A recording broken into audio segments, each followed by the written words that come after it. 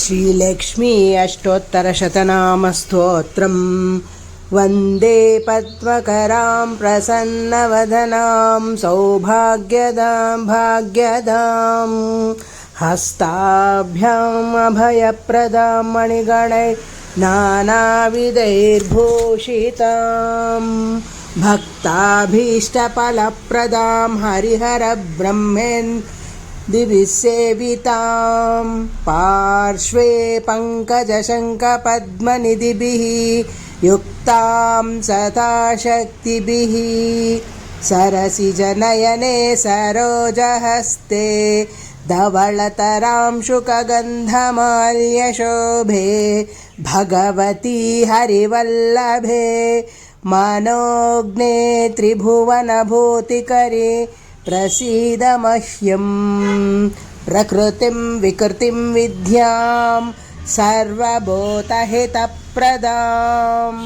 श्रद्धां विभूतिं सुरभिं नमामि परमात्मिकां वाचं पद्मालयां पद्मां शुचिं स्वाहां स्वधां सुधां धन्यां हिरण्मयीं लक्ष्मीं नित्यपुष्टां विभावरीम् अदितिं च दितिं दीप्तां वसुधां वसुधारिणीं नमामि कमलां कान्तां कामां क्षीं क्रोधसम्भवाम् अनुग्रहपरां बुद्धिं अनघां हरिवल्लभाम् अशोकाममृतां दीप्तां लोकशोकविनाशिनीं नमामि धर्मनिलयां करुणां लोकमातरं पद्मप्रियां पद्महस्तां पद्माक्षीं पद्मसुन्दरीं पद्मोद्भवां पद्ममुखीं पद्मनाभप्रियां रमां पद्ममालाधरां देवीं पद्मिनीं पद्मगन्धिनीं पुण्यगन्धां सुप्रसन्नां प्रसादाभिमुखीं प्रभां नमामि चन्द्रवदनां चन्द्रां चन्द्रसहोदरीं चतुर्भुजां चन्द्ररूपां इन्दिरां इन्दुशीतलाम् आह्लादजननीं पुष्टिं शिवां शिवकरीं सतीं विमलां विश्वजननीं तुष्टिं दारिद्र्यनाशिनीं प्रीतिपुष्करिणीं शान्तां शुक्लमाल्याम्बरां श्रियम्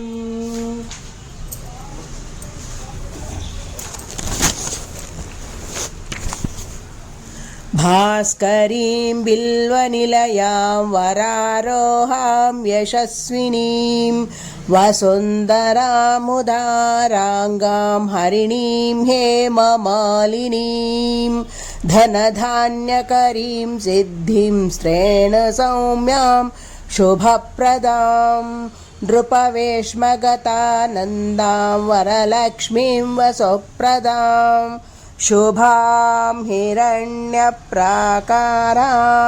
समुद्रतनयां जयां नमामि मङ्गलां देवीं विष्णुवक्षस्थलस्थितां विष्णुपत्नीं प्रसन्नाक्षीं नारायणसमाश्रितां दारिद्र्यध्वंसिनीं देवीं सर्वोपद्रवहारिणीं नवदुर्गां महाकाळीं ब्रह्मविष्णुशिवात्मिकां त्रिकालज्ञानसम्पन्नां नमामि भुवनेश्वरीं लक्ष्मीं क्षीरसमुद्रराजतनयां श्रीरङ्गदामेश्वरीं दासीभूतसमस्तदेव तां लोकैकदीपाङ्कुरां श्रीमन्मन्दकटाक्षलब्धविभवद्ब्रह्मेन्द्रगङ्गाधरां त्वां त्रैलोक्यकुटुम्बिनीं सरसिजां वन्दे मुकुन्दप्रियां मातर्नमामि कमले कमलायताक्षी श्रीविष्णुहृत्कमलवासिनी विश्वमातः क्षीरोदजे कमलकोमलगर्भगौरी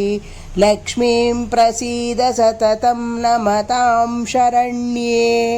त्रिकालं यो जपेन् विद्वान् षण्मासं विजितेन्द्रियः दारिद्र्यध्वंसनं कृत्वा सर्वमाप्नोति यत्नतः देवीनां सहस्रेषु पुण्यमष्टोत्तरं शतं येन श्रियमवाप्नोति कोटि